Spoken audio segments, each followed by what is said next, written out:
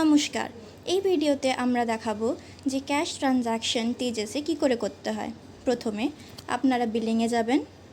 বিলিংয়ে গিয়ে আপনারা দেখতে পাচ্ছেন এখানে অনেক সিগারেট সেগমেন্টেশন আছে। ধরুন আমরা ডিএসএফটিতে গেলাম। ডিএসএফটি থেকে আমরা একটা প্রোডাক্ট সিলেক্ট করলাম।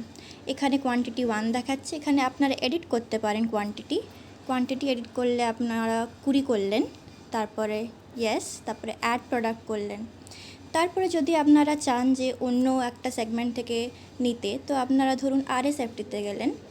এখানে আপনারা ইন্ডিমেন্ট সিলেক্ট করলেন। এখানেও আপনারা কোয়ান্টিটি এডিট করতে পারেন, ধরুন 3টে, তো আপনারা করলেন। তারপরে অ্যাড, এখানে দেখাচ্ছে দুটো আইটেম আমরা সিলেক্ট করলাম। যদি আপনারা চান তো একটা আইটেম এখান থেকে ডিলিট করতে পারেন। ধরুন আপনারা চান না এই আইটেমটা, তো আপনারা ডিলিট করলেন। ইন কেস যদি আপনারা ফার্দার আইটেম অ্যাড করতে চান, তো আপনারা ধরুন এখানে আরএসএফটি করলাম, এখানে অ্যাড প্রোডাক্ট করলাম, দুটো আইটেম, তো এখান থেকে আপনারা এডিট করতে পারেন। ধরুন এখানে আরএসএফটি আমরা ভুল করে একটা করেছি, এখানে যাবেন, এডিট করে এখানে একটার থেকে আপনারা 5টা করতে পারেন। তো তারপরে আপনারা ক্লিক করলেন, অ্যাপ্লাই চেঞ্জেস, অ্যাপ্লাই হয়ে গেল। এখানে 5টা প্রোডাক্ট হলো, এখানে 3টে প্রোডাক্ট হলো।